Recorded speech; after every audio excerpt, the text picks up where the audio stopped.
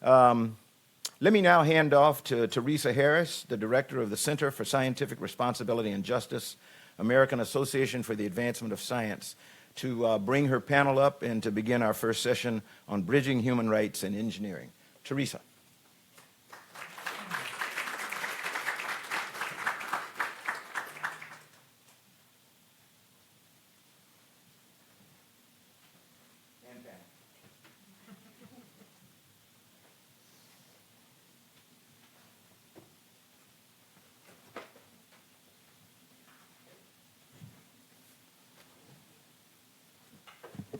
Thank you.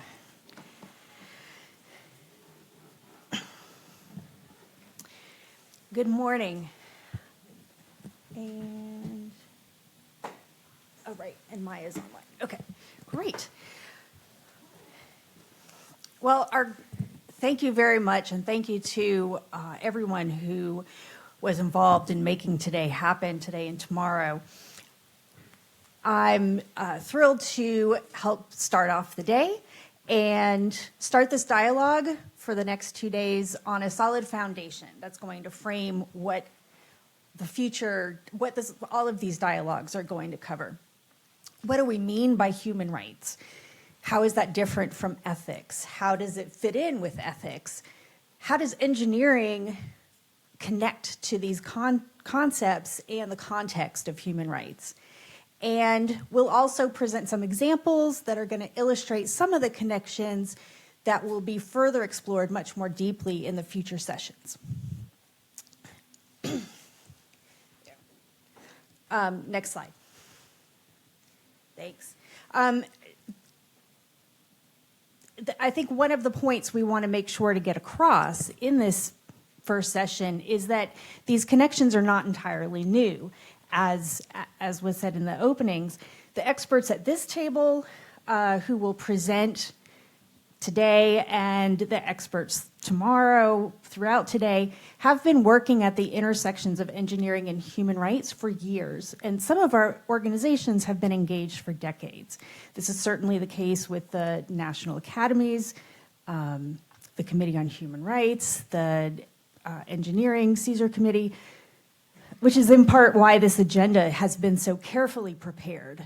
And again, thank you for that. It's also the case for the American Association for the Advancement of Science, AAAS.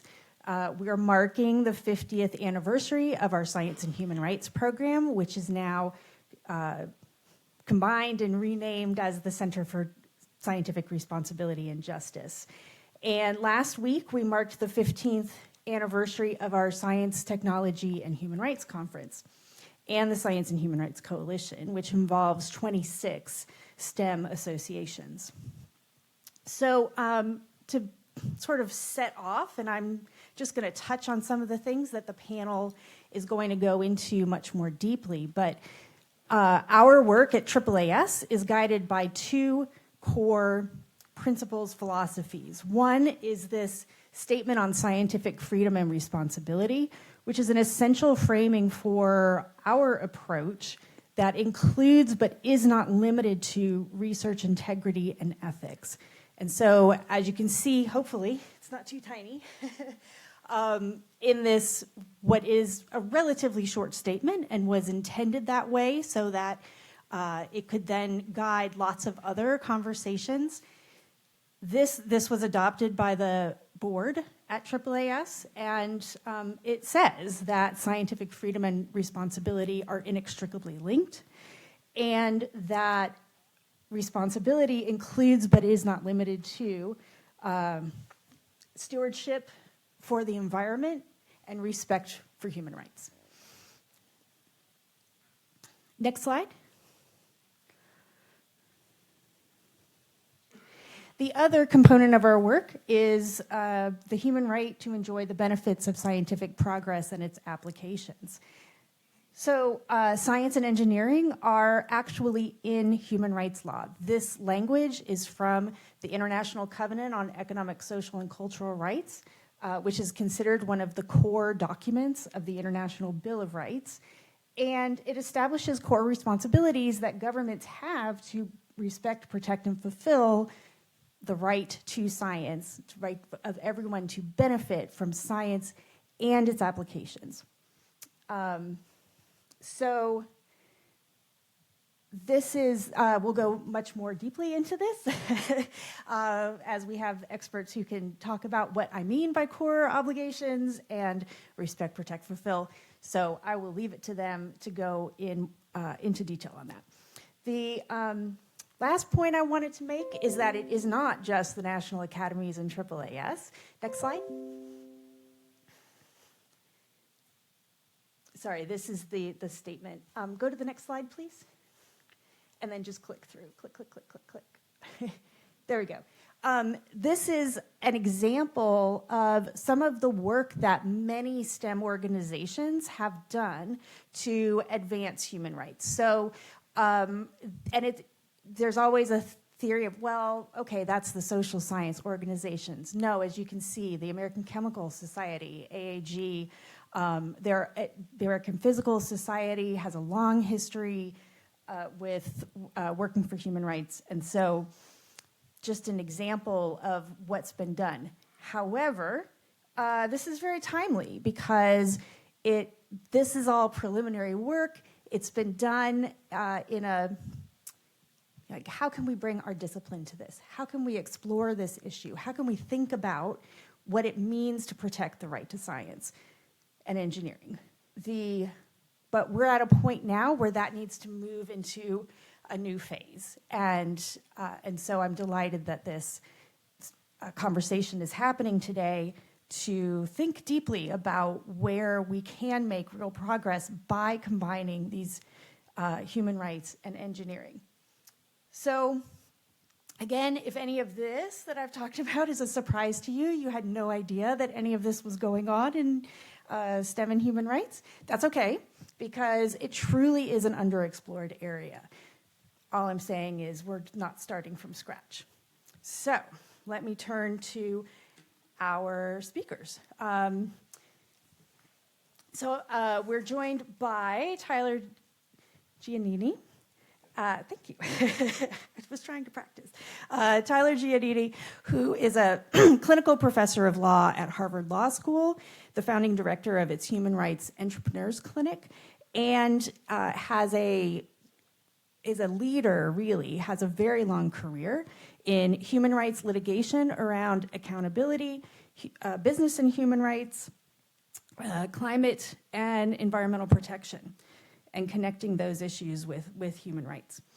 After that, we'll be joined by Maya Carrasquillo, who will be online.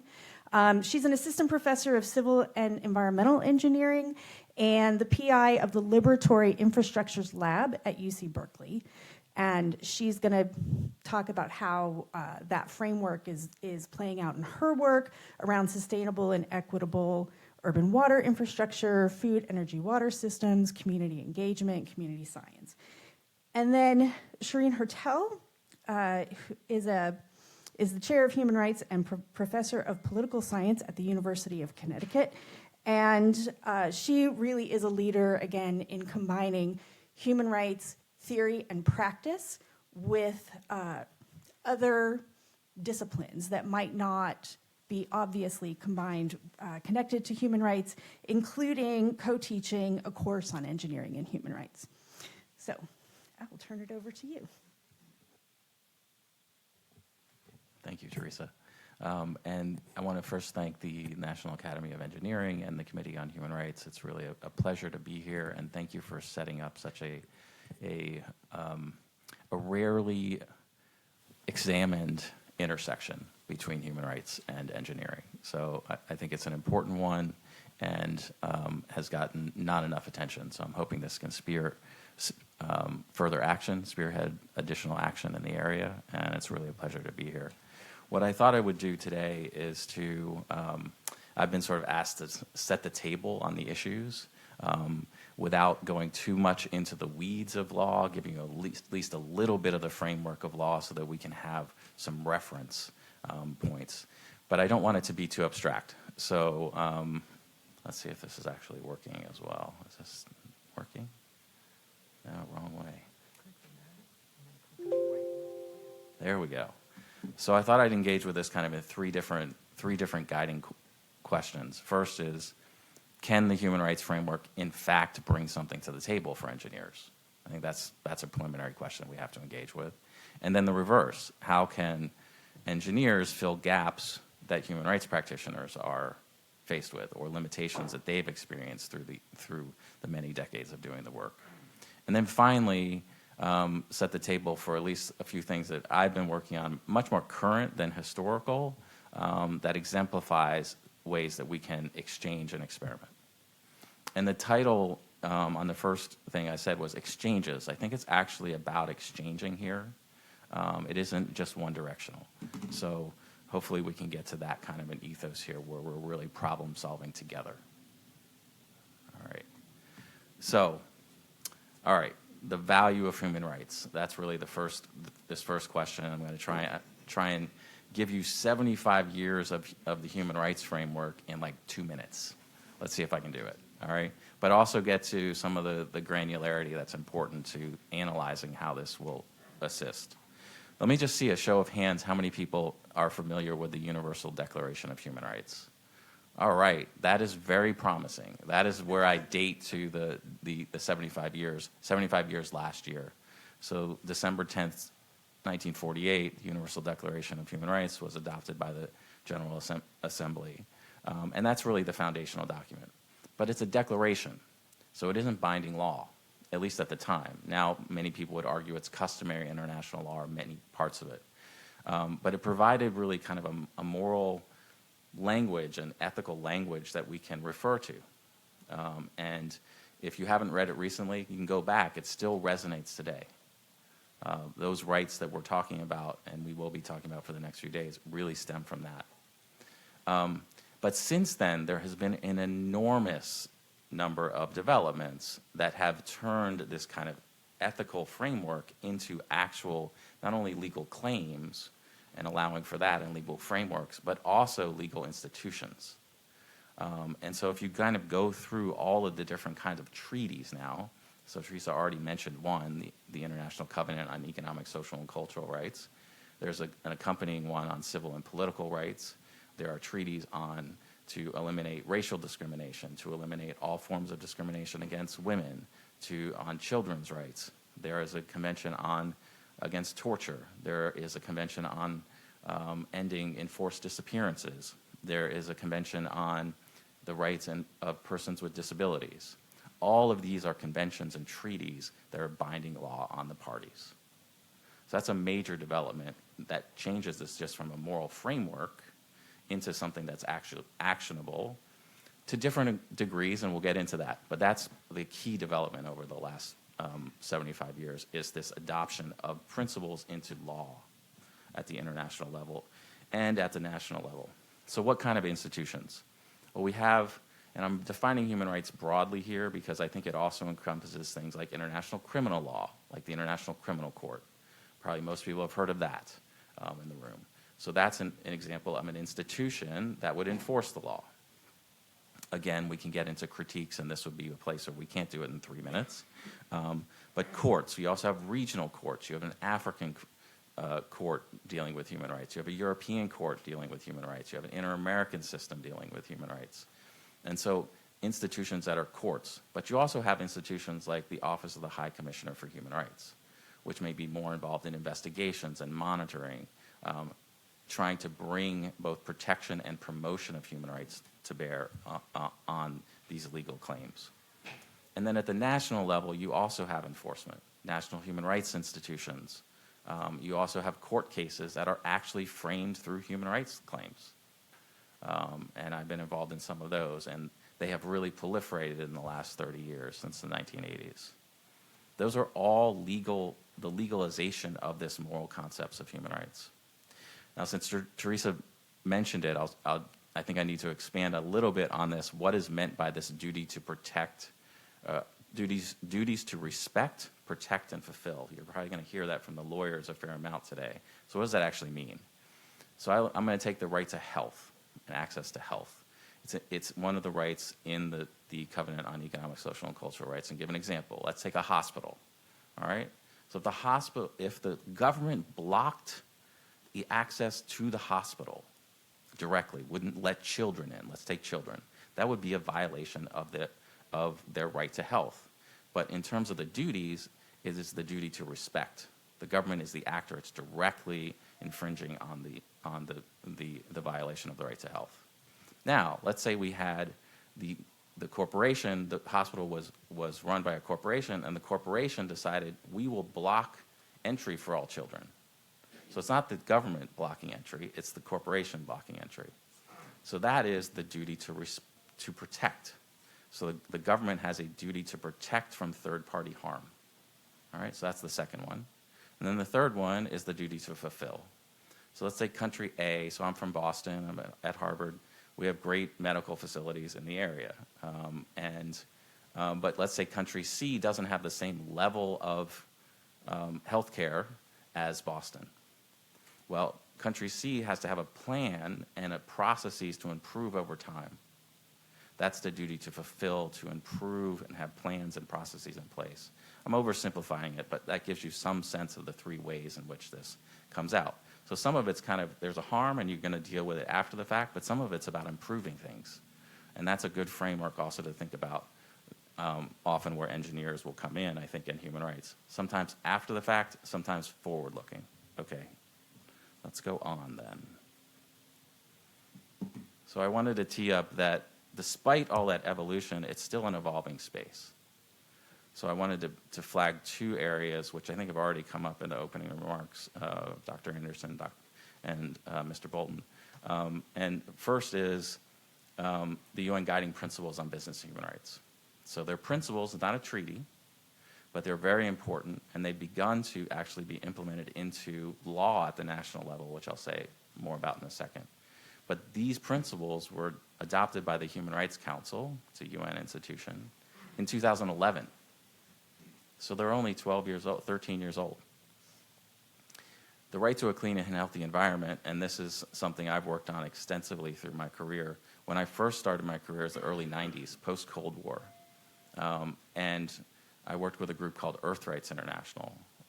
And Earth Rights was really dealing with bringing human rights and the environment together. At the time, it was thought to be actually crazy. And those are the words that were used as we were working on the issues. Because many of those earlier documents that I mentioned, like the Universal Declaration of Human Rights, says nothing about the environment. In 2021, the Human Rights Council recognized that there is a right to a clean and healthy environment. In 2022, the UN General Assembly also made a similar recognition. So even more recent than this recognition of the intersection of business and human rights. So because these are new areas, but important ones, they're also very dynamic. So one of the things this gets to is, how do we bring our disciplines together? All right, so on this one, I'm going to try and do this in a couple of different ways. First one is looking at something I've been working on is, in the context of business and human rights, you have three pillars.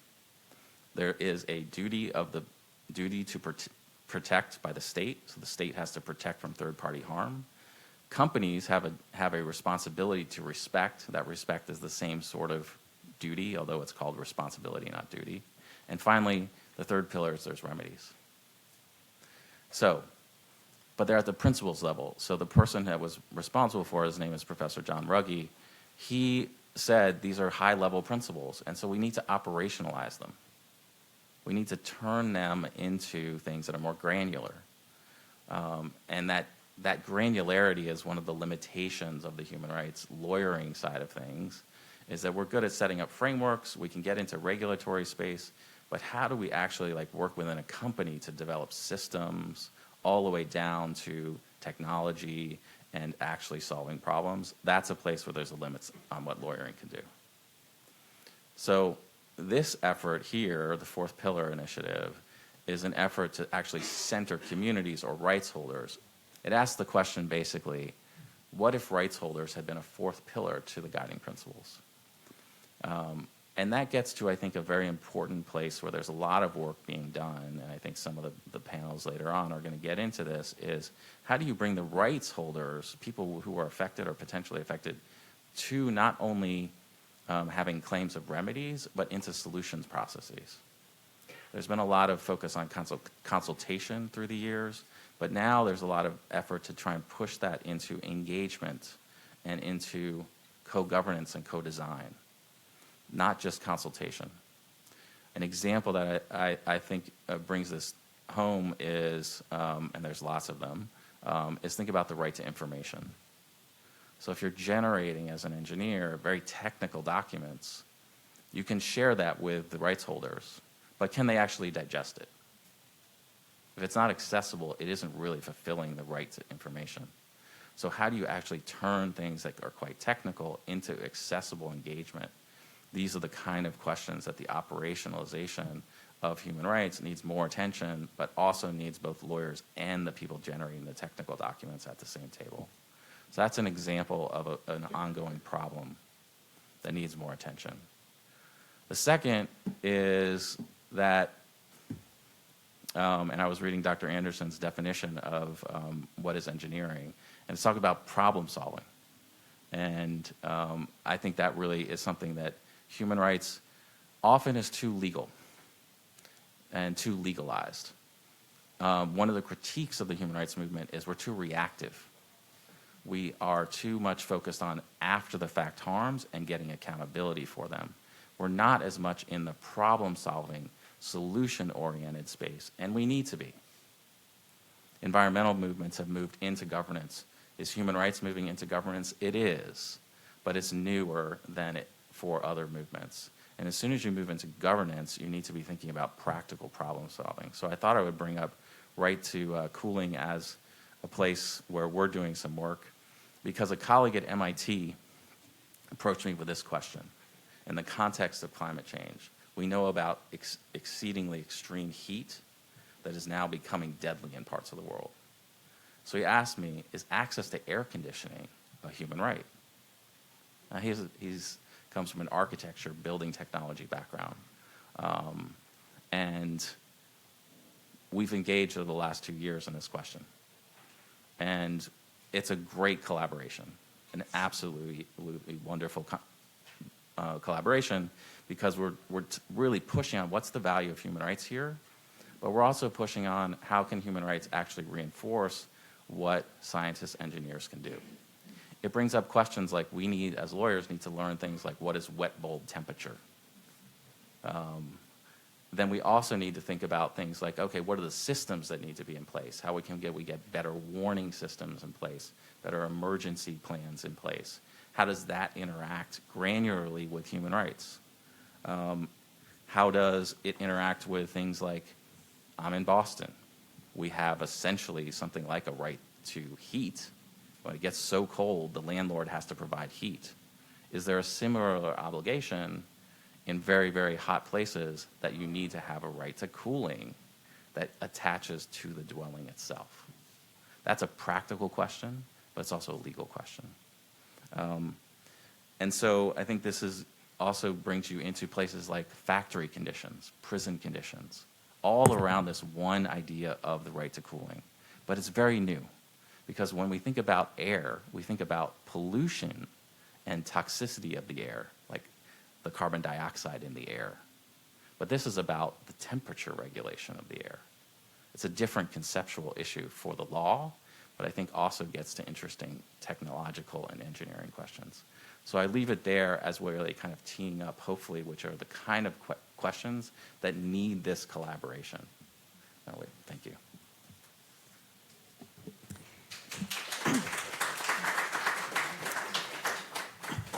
Thanks. We're going to go to Maya now, but in between, just so you know, we're going to welcome Q&A toward the end of the session.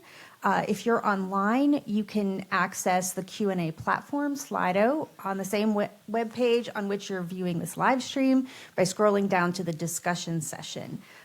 In person, there will be a QR code, or you can go to Slido, slido.com, and enter a code, which You won't write it down, so I'm not going to tell it to you right now, but please submit questions during the panel discussion so that we can go through them very quickly and answer them so that we don't run out of time. Maya. Thanks, Theresa. Let me try to share. What are you seeing right now? This is always the fun of hybrid formats. Can you see my slides? Yes, we can see the slides and we can see you. Are you still seeing slides? Yes. Fantastic. Well, thank you again, Theresa. Good morning, everyone. Bringing you greetings from the West Coast. Very grateful to the Planning Committee for allowing me to join this panel discussion virtually. Very sad I could not be there in person, but I shared that I am well into my third trimester and past the point of traveling. So again, very excited to be able to join in the panel this morning and kind of bring in an engineering perspective to the discussion this morning, especially as we kind of set the tone for the next couple of days. So again, just very grateful to be able to share this space with my colleagues on this panel. As mentioned, I am an assistant professor in civil and environmental engineering. I'm trained as an environmental engineer, particularly a water engineer. And so my ask for this morning was to really, again, tee up the engineering perspective. And I didn't want to dig too much into the weeds because you will hear from several colleagues around topics related, more in depth around topics related to infrastructure, things around human-centered design and accessibility, and more into the specifics of how we've actually been thinking about these in different subdisciplines within engineering. What I wanted to kind of do for you today is really share maybe more of a high-level framing of how we're defining engineering. I think many of us in this room can probably understand at a broad strokes level what engineering is, but really wanted to kind of tee up the ways that at a broad and high level, we've been seeing some of this intersection and even the evolution of this work to kind of get into a discussion around engineering and the intersection of human rights.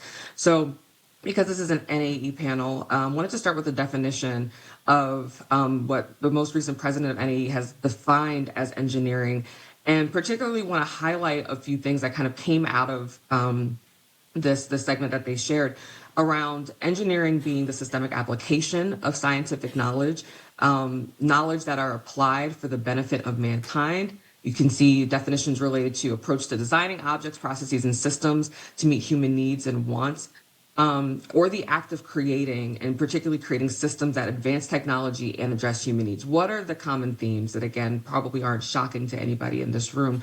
It's that engineering is an application. Typically involves some measure of systems or standards of practice. We can consider it as being involved in the creation or design, but really what is another common thread across each of these definitions is this idea of having a benefit to humankind. And I want to kind of hone in on this last line, this last definition in red, where it says systems that advance technology and address human needs. I really wanted to kind of pause here for a second and think through, as we think about that definition of addressing human needs, and how do we even begin to define what is a human need? I think Tyler really teed up nicely that our understanding of human rights, but even how that is based in human needs, and what is, as the world continues to evolve, whether that's through climate change, whether that's through increasing populations and other needs like that, how does our understanding of human rights continue to evolve, and our understanding of human needs and our responses to that continue to evolve as well? There are seldom times that when I'm in a room full of engineering colleagues, I actually feel like a true engineer in the traditional sense, but yet I'm on this panel and was really thinking about how do we kind of combine this framework, and naturally I came up with an equation. So I guess as the sole engineer on this panel, doing true to form of our practice, I wanted to kind of, again, think through how do we intersect this idea of human needs, our ever-evolving understanding of human rights, and how does that actually get us to the ways that engineering and human rights can intersect? So again, kind of starting with this idea of human needs, again, Tyler really teed this up nicely, defined as necessities that make us most human. These are sometimes most obviously access to food, access to clean water, access to clean air, access to healthy environment, clothing, shelter, but also even some of the immaterial things that make us most human. And these can include community, dignity, and even free will, or the freedom to choose. And this we can kind of have a number of interesting conversations around. But this idea of human needs kind of being the thing that undergird our understanding of human rights And Tyler already explained much of this, but human rights we can kind of simplify under the UN guiding principles to protect, respect, and remedy. And where I think engineering can come in and be very useful, and I'll share it a little bit more in a second, but beyond protection, remedy, and prevention, or excuse me, beyond protection or remedy, the idea of beyond being reactionary and actually being more preventative and even proactive in our approaches of how we're actually able to not just rectify past harms, but really work to prevent and develop systems and standards that actually take us beyond that reactionary approach and can help us actually think through how do we prevent and protect in the future. Human rights also, I think, especially as we think through some of the practices that have been evolving and conversations that have been evolving within the engineering discipline. We have our engineering ethics fundamental canons, the first of which is to hold paramount the safety and welfare of the public.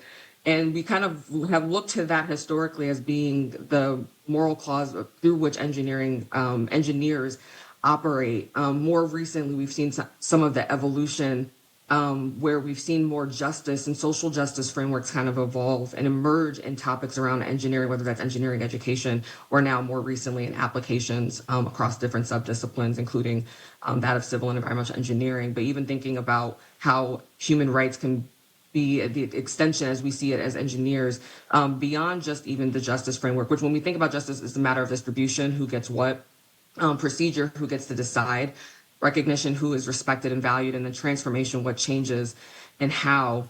And so again, thinking about human rights, and I'll share a bit more on the next slide. But then again, where does engineering come into this? Again, thinking back to our definition, rooted largely in this idea of application, and particularly application through a set of systems, operations, and standards of practice that allows us to actually think through the framing a bit more. So how do we consider human needs, human rights, and application? This kind of got me to this still baking idea of engineering for a human standard. And I think we have an opportunity over the next couple of days to really challenge ourselves to think about how are we defining human standard. I think it kind of goes back to something that Tyler was mentioning around the right to cooling. Maybe, prior to seeing the increase of heat island effects in certain areas, especially prior to the increase of urbanization that we've been seeing, we might not have considered the right to cooling as something that is fundamentally required for us to address. And yet, as the world continues to evolve, that is now becoming something that we are considering not only as something that we need to address from an engineering standpoint, but even fundamentally as a human right and a human need to make sure that there is a standard of living and protection that all humans can enjoy and benefit from at an equal measure. So why human rights framing for engineers? And I think, again, kind of shifting beyond some of our historical framings, even current framings of this, human rights extends the motivation for engineers beyond ethics, morality, legality, and even citizenry. And this can get it a little dicey in terms of conversation, but I think it would be great to maybe even facilitate some dialogue around this over the next couple of days. To application based on humanity. Human rights framing can become the starting point through which additional measures of accountability and standardization and practice can be enforced in how we conduct the engineering profession. I want to kind of hone in on this idea of it being a starting point. I think one of the benefits that this human rights framing really does add to engineering, as we've tried to see the ways that ethics and justice can become operationalized in standard practice. Human rights, because of so much of the legal framework, helps to provide that. But I want to challenge us to not stop at the point of legality. I think historically we can point back to a number of different scenarios where certain things were legal, like slavery or slave codes or Jim Crow, or a number of other what we would consider now inhumane acts were once legal. I think only stopping with legality does not necessarily shift the needle for us to consider the whole of humanity. I'll try to wrap things up here quickly, but so what do we mean by engineering for a human standard? Typically, this has come up in the space of thinking about, again, social justice, equity, typically focused on low income and or racially marginalized communities. But again, this can also extend beyond some of our current framings to include subpopulations of people who, again, would ordinarily maybe not be considered in the conversation, yet, again, simply based on their humanity, kind of challenges us to think beyond our current definition. So this can include people experiencing houselessness, people who are incarcerated. How do we consider human rights in prison systems? And even beyond, maybe even whether or not prison should exist as a fundamental human right. And then again, even thinking about persons who might be undocumented in the country. How do we actually think about making sure that there is the same provision and care, again, simply based on someone's humanity, no, not necessarily based on legality. To wrap things up here, I wanted to just give a brief example of how this has shown up in some of my work and even in some of the teaching. So I teach an undergraduate class of about 50 students or so each semester called Engineering and Reimagining Just Futures. One of the projects that we have done in previous semesters was working alongside a community partner in West Oakland called Neighborship, particularly focused around providing housing. And how do we build resilience for those neighbors who are housed and unhoused in the West Oakland community here in the Bay Area? The students were kind of tasked with being engineering consultants around different topics. The students who are in this class are primarily engineering, but spanning a number of subdisciplines, even within civil and environmental engineering. So they were kind of tasked with focusing on topics related to food, energy, drinking water, wastewater, transportation, emergency preparedness, and things of that nature. One of the things that I have my students kind of think through in the class kind of goes back to something that Tyler mentioned earlier around how do we even create environments or communicate accessibly some of the work that we're doing as engineers. Is it too technical? Is it too legal? How do we actually frame the work that we're doing so that it can be digestible? So each of the teams not only came up with a plan of action for the partners at Neighborship, but then also we're tasked with how to communicate that out more broadly. So this is just one example. This shows up not only in teaching, but also research and some of the work that we're doing around exploring partnerships and support services for unhoused communities in the Bay Area. So again, I want to just kind of leave with these closing thoughts as I maybe hand it over to Shireen. Engineering can help become kind of the glue upon which we inform the practical applications of human rights to address needs and even maybe beyond basic needs, and how do we define basic needs, which is a conversation I'm excited to have over the next few days for the human standard of living. And then bridging engineering and human rights can continue to build upon the ethical and justice framings that challenge us to think about the complexity, but also the opportunities of operationalizing human rights into engineering standards. So with that, I thank you again for your time. Thank you for the opportunity to be on this panel. And I will turn it over to Shireen to close out the discussion.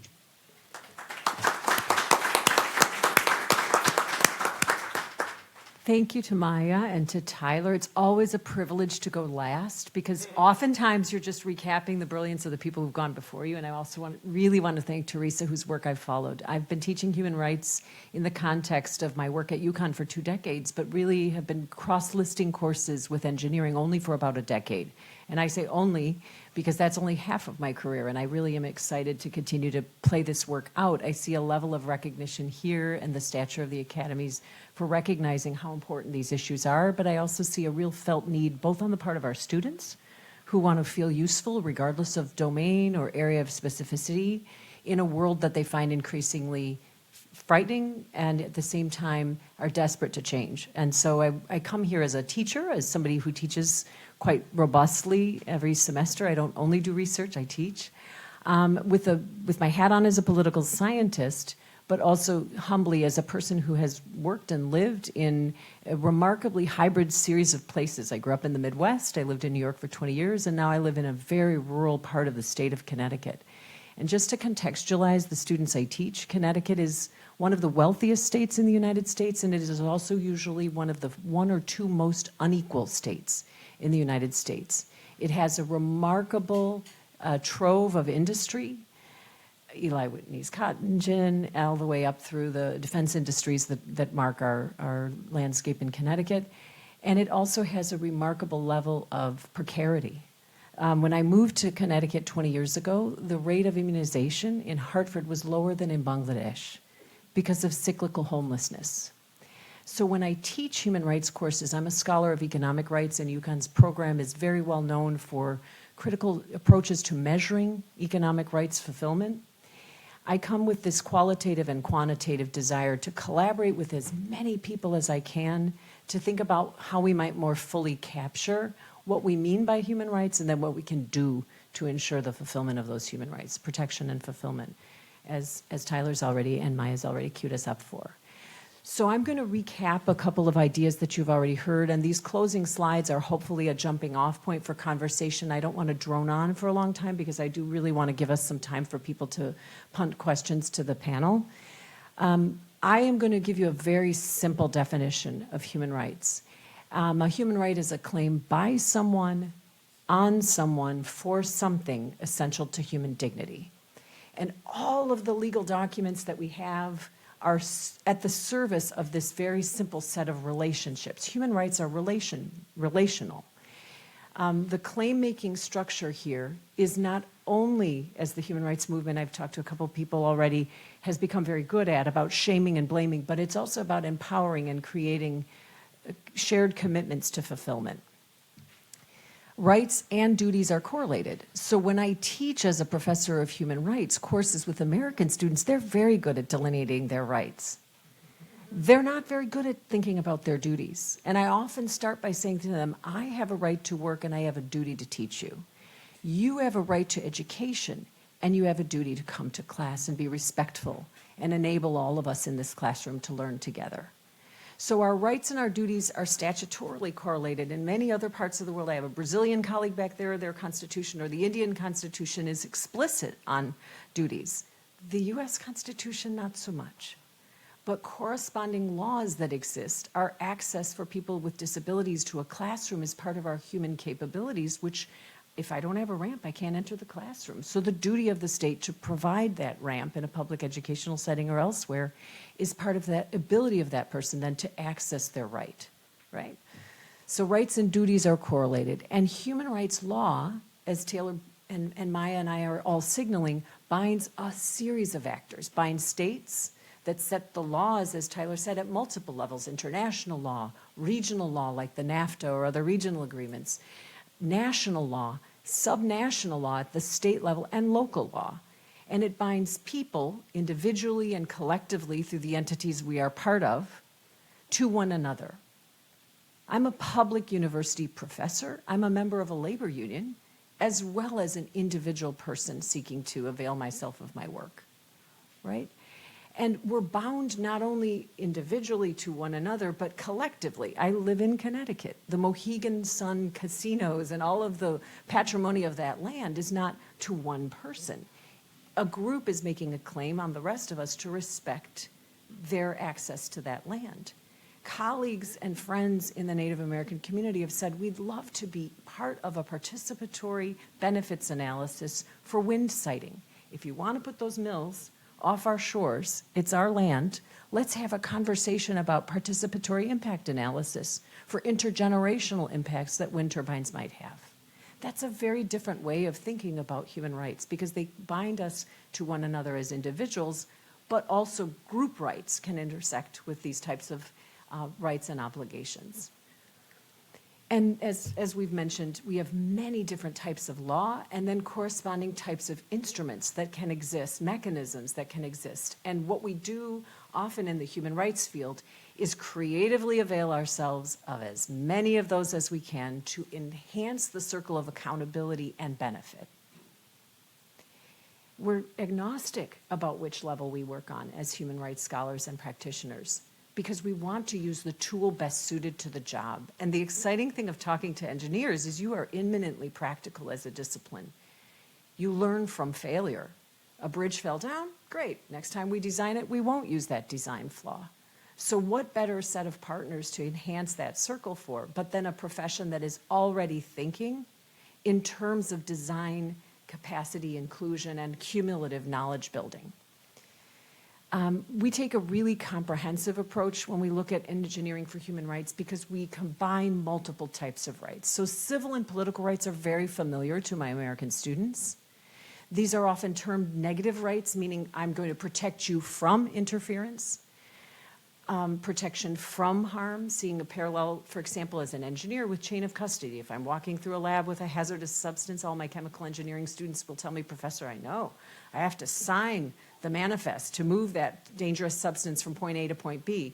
And I remember one of my very first years teaching with a mixed class. Usually my classes, and Davis and I co-teach, will enroll half engineers and half students from all over the university because our majors are double human rights majors. And so my chemical engineering student said, you're just talking about chain of custody, Professor. I can't hurt people by being negligent and not signing that manifest. But I also want to think with us about economic, social, and cultural human rights. And these are essential to ensuring that we have access. Tyler's example of cooling is a brilliant one, to things that are instrumental to our well-being. And the parallels there are manifold in your field for inclusive design and creative patent design. If you think about the speed with which we brought a vaccine to bear on the COVID pandemic, it was because we experimented with inclusive ways of sharing knowledge and cumulatively building out that drug, absent the traditional strictures that we would have had around patenting and around process development.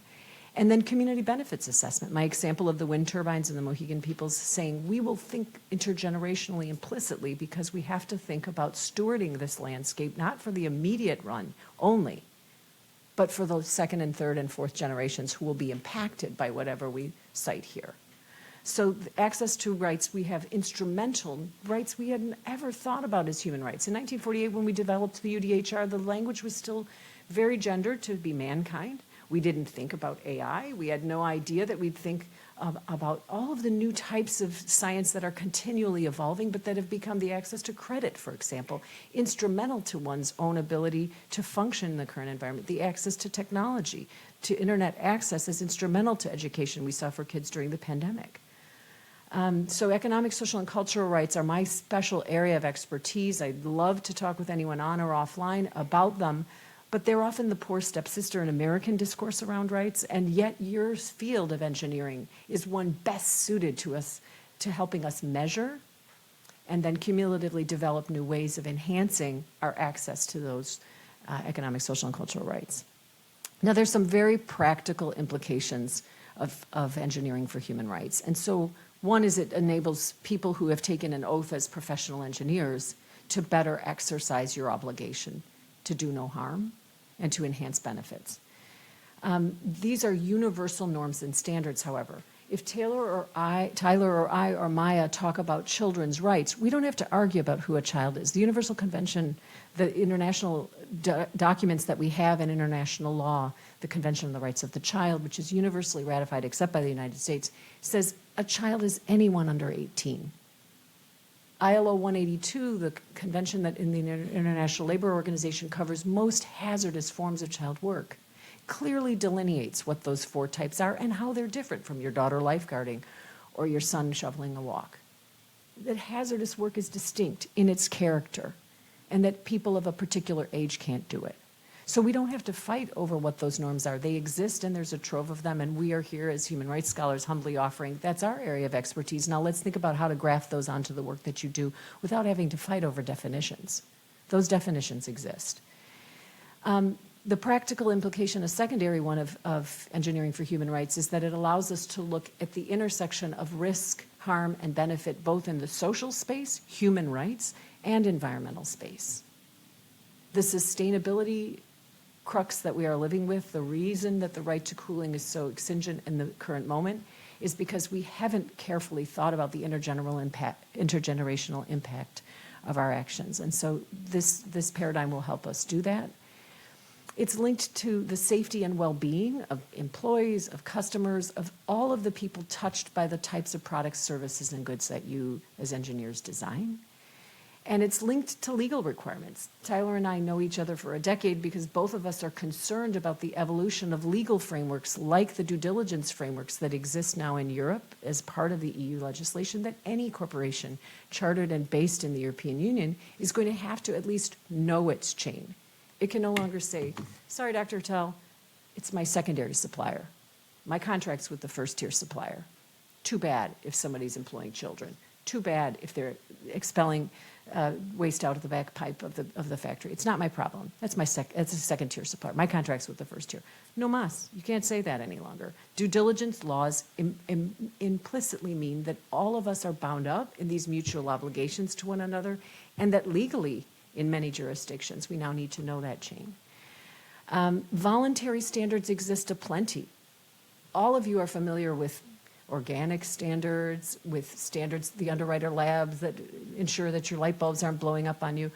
All of the voluntary standards that when I talk to my relatives who farm in the Midwest and are very, very aware of pesticide management exist.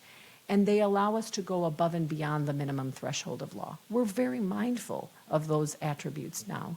And Engineering for Human Rights enables us to integrate both the baseline legal requirements, the minimum threshold of law, with this larger panoply of evolving voluntary standards. And those in turn are linked to reputational factors for public entities and for private entities that are producing the goods, the services that we have and that affect our lives on an everyday basis. The negative publicity that comes, but also the positive positioning of an entity as being more environmentally friendly, more socially inclusive. You're helping us think through how to develop the baseline for what's the minimum threshold, how do we manage harms in the present and future tense, how do we set up frameworks that are capacious enough to let us look at the evolution of science over time so that we can positively position the public or private entities who are those duty bearers to do a better job over time at ensuring protection from harm and entitlement to access to those things instrumental to full flourishing. And finally, we want to think about the carry-on effects of this engineering for human rights paradigm. I say to people all the time, I'm not talking about pie in the sky. I'm talking about things, when I talk to industry colleagues, that will measurably change your production function. People don't want to work in a factory where they lose their finger.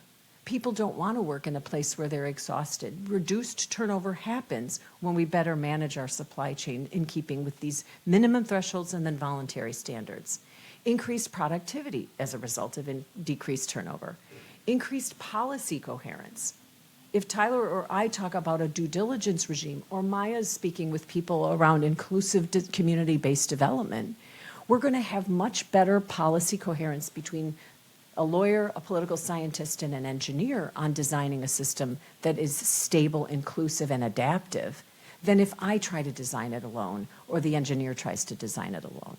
And then there are amazing creative synergies. I tell people all the time I'm the happiest political scientist in the department at the University of Connecticut because I've co-authored with people in 11 different disciplines.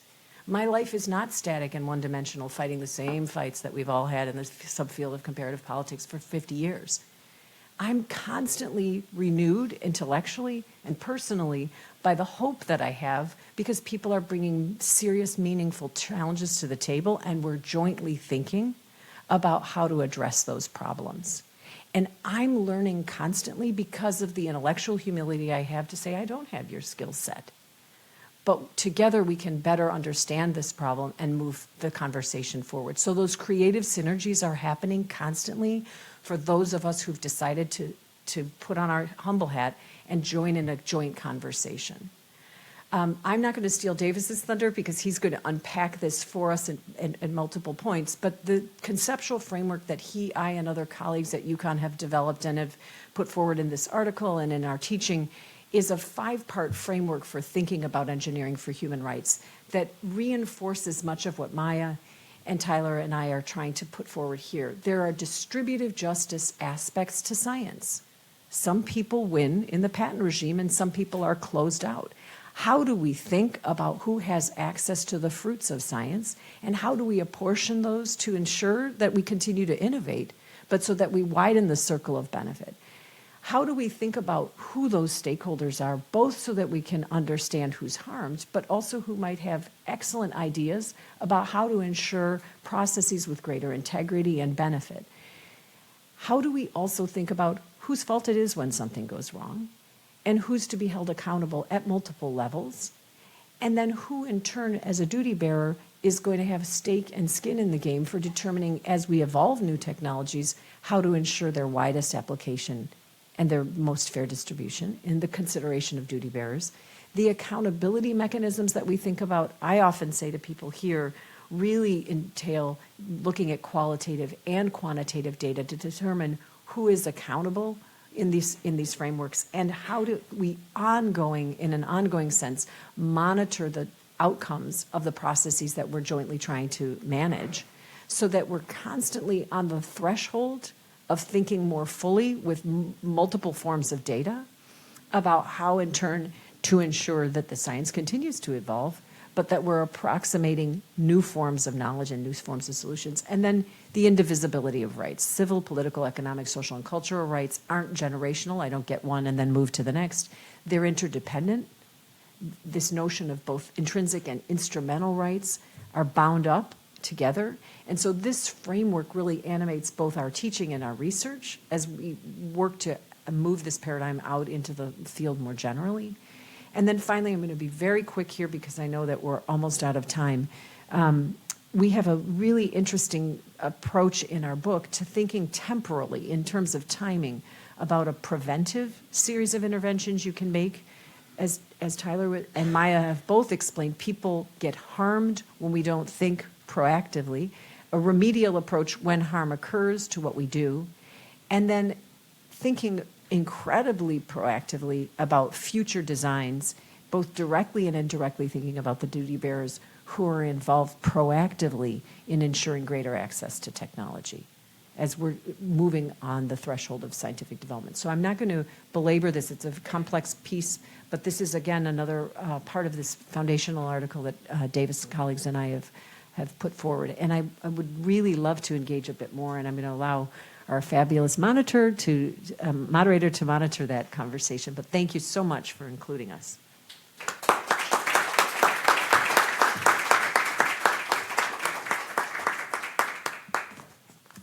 Thank you. Well, I'm sure that there are questions. We probably won't be able to get to all of them in 12 minutes, but we will, if they're in Slido and they're relevant to a later panel, then we will get to those too.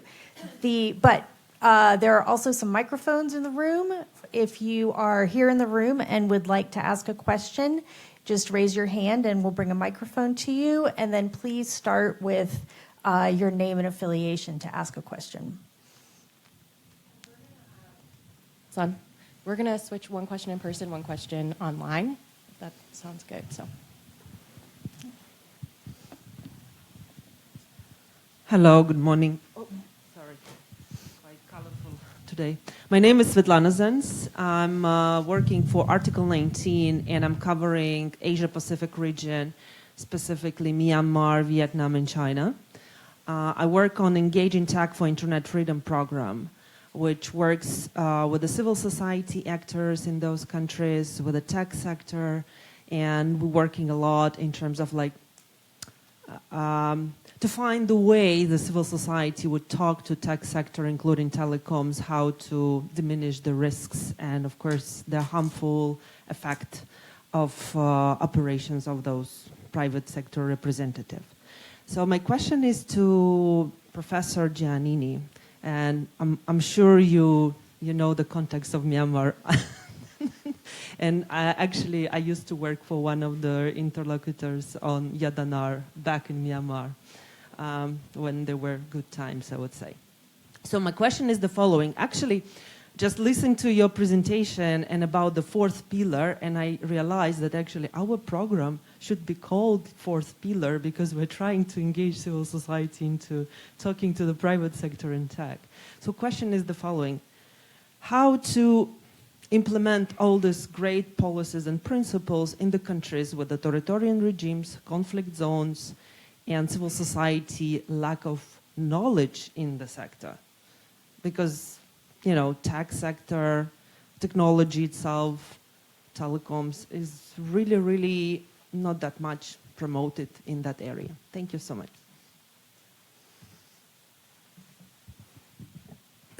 Okay. Right, one question at a time, right? Okay. So thanks for the question. It's a large question, so I think I'll keep it brief, and then we can pick it up afterwards. And you were referencing, I lived in Thailand for 10 years and worked exclusively on matters related to Myanmar, and I still call it Burma. from 95 to 2004, so including around a gas pipeline project that was built by a U.S. company, and we sued them in the United States for the human rights around that project that resulted in a settlement. So it's one of those corporate accountability cases. And there were probably engineers involved in that. Now you're getting to the extremely complex space of technology and how you work in essentially not just an authoritarian state, but a failed state. And I think one of the things that probably my colleagues would agree with me on is that you need to have some semblance of the rule of law to be able to get into working with this in the long term and on the solution side. So you're probably more on the accountability side. Now, the key question, just for people to consider, and again, to keep it brief so that we can get to some other questions, is are there lines when corporations shouldn't go in or when they should pull out? So both sides of the equation. And the big issue in Myanmar, to tee it up for other people more, is that probably if you have followed Myanmar recently, you're familiar with the Rohingya and the genocidal conditions that were created and pushing into Bangladesh. A lot of incitement online through Facebook specifically, and it was basically been described by the UN as Facebook is the internet. So it's the architecture for the space. So if you're at that level of the system and you're a corporate entity, then what additional responsibilities might you have? That's the question you're teeing up, but I don't think I can unpack it sufficiently here, except to say there are probably lines when corporations should, from a human rights perspective, say we shouldn't be in it at all, or we need to responsibly pull out.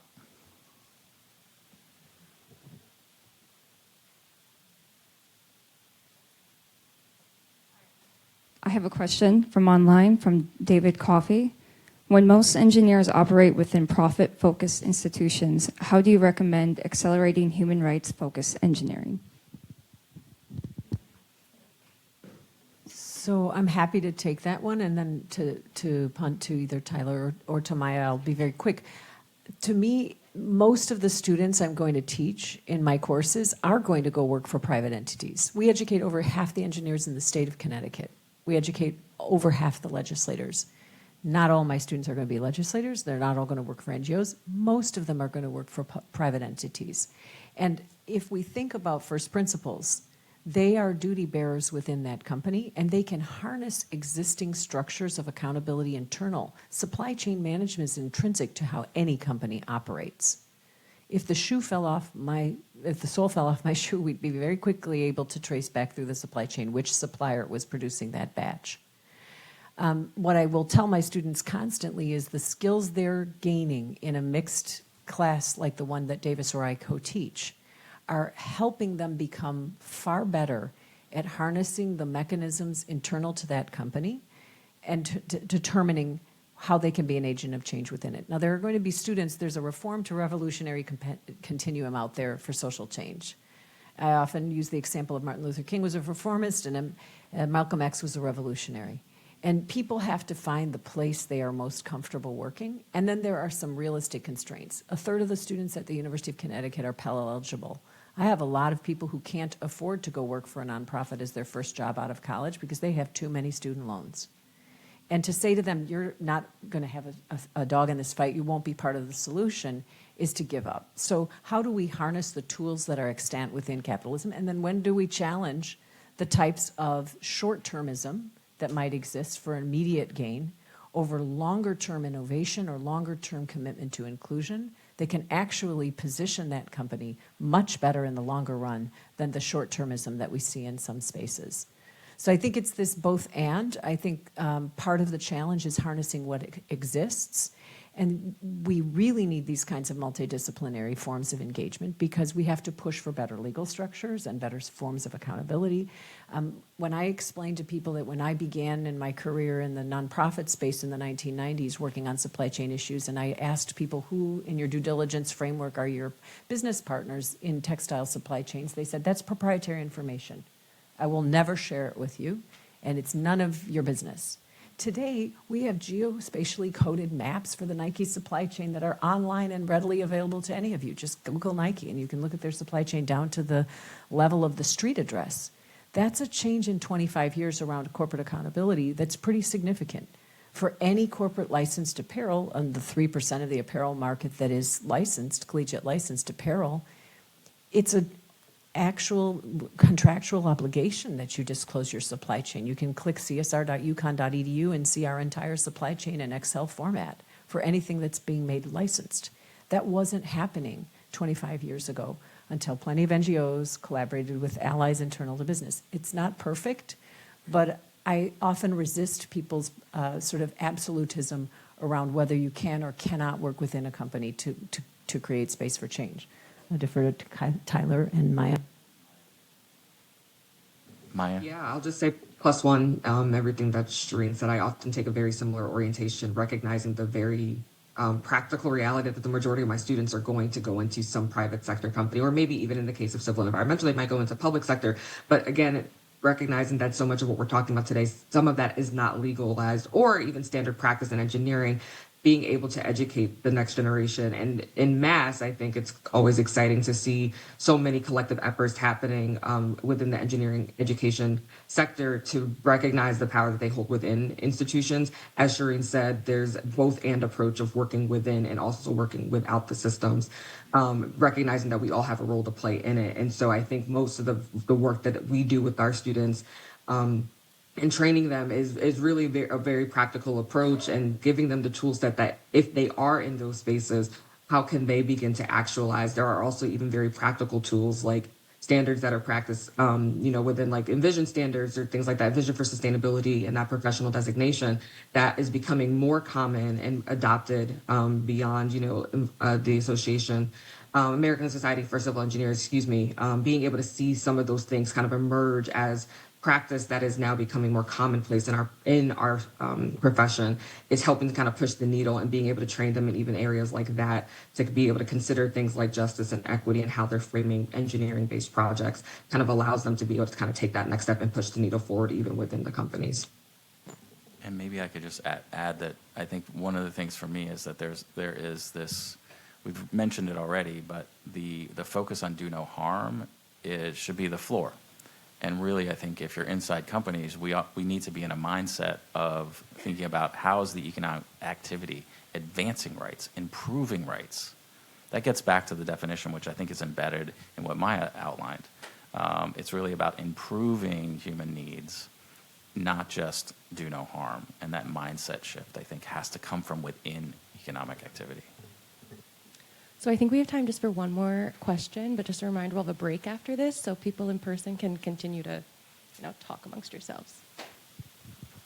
Thanks so much for awesome presentations. My name is Rockwell Clancy. I'm a research scientist in global engineering ethics at Virginia Tech. So I spent about 8 years teaching ethics in China and Shanghai to engineering students, and not students only from China, but also the Middle East, Southeast Asia, and elsewhere. And human rights was always a difficult sell in terms of a normative framework to think about engineering ethics, because part of it is, and I'm not saying that this is right, but here's the argument. Well, in China, in order to take care of everyone's needs, we need to decimate a village and relocate people, right?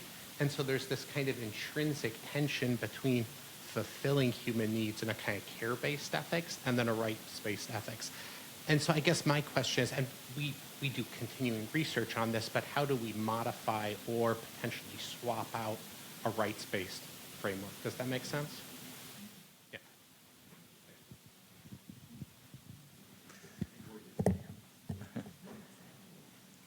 So it is the right question, and I think the first thing is that this comes up, and the first thing that came to mind is, do the rights travel? Are they really actually universal? And so in our field, we talk all about whether there is universalism or whether there's cultural relativism. And I think I view it more that you need to be aware of the cultural way that the rights travel, but that there is universalism. That if you speak with people in different cultures, that they have rooted in their cultures something that is universal and human rights. They might emphasize different things. So, for example, I did a fair amount of work in South Africa, and there the individual rights are not the only way it's thought of. The mutuality, the reciprocity is much more important to the way that they emphasize this collective versus individual liberal kind of tradition. So I think there's a cultural conversation here. That's the first part of your question, I think. Your second part is the needs versus rights. And I think this is where, for me, the needs conversation needs to be part of the process for development. So decimating a village seems like, from my perspective, you're oversimplifying, but that should be off limits, the way it was kind of the tone and the characteristic of it. Now, involving the village in a broader scheme as to what the kind of development they want, that seems to be something that would be much more process-oriented, but really needs to get to the real power dynamics that are going on. So one of the things in the fourth pillar is we bring out the power dynamics really matter. And until you actually are getting the people at the table, not just the consultation model, right? Bring that village to the table as a meaningful player and that they can influence the decision. If that's not happening, it really isn't fulfilling the full rights that are in question. But that's going to bring in big, huge power dynamics that are part of the equation. So I think the needs and rights should be able to come together if rights work is done appropriately.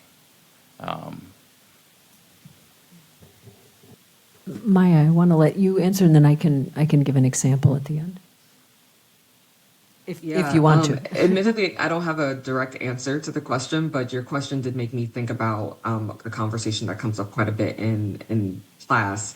I usually go through a lecture where I have students define justice, and I think we can oftentimes oversimplify our definition, but a lot of times what we kind of run up against very quickly is that if I'm sitting next to somebody who maybe has a different moral definition than I do, or a different understanding of what morality and rights and needs are than I do, how then do we understand what justice is? And I think it still applies to our understanding of human rights as well. What you described, and again, just based on how it was articulated, sounds more like a utilitarianism approach, right? There's different framings around how justice has evolved in a modern understanding, in a modern context. And I agree with Tyler that I think the cultural context matters. And being able to understand and appropriately apply that in how we think about our definition of human rights, recognizing that we're not all going to come into it with the same orientation or even the same moral underpinnings that are helping us to actually define that, is really important in the conversation. And it's not an easy one, nor do I think we will have a silver bullet answer, but I think having the appropriate cultural context and then also an understanding of what it is we're trying to get to. And are there alternative methods that can help us get there? I think even that framing of what are the alternative pathways that can exist in the conversation is maybe where the engineering perspective can actually lend a bit of aid to help us refine and continue to refine in that evolving definition as we continue this work. Okay. Thanks very much for the discussion. Thanks to the panel. Superb thought-provoking things here. I threw out the Three Gorges Dam on the Yangtze as a response to the question back there. If you don't know about it, look it up. Not just a village, but villages along the Yangtze River when we raised the level of the Yangtze. We're going to take a break now. I'd ask everybody to come back in to be ready to go at 10:45 when Dr. Mohammed Zaman he is the Howard Hughes Medical Institute Professor of Biomedical Engineering and the Director of the Center on Forced Displacement at Boston University. So go get a cup of coffee, have conversation, try to be back so we can start at 10:45.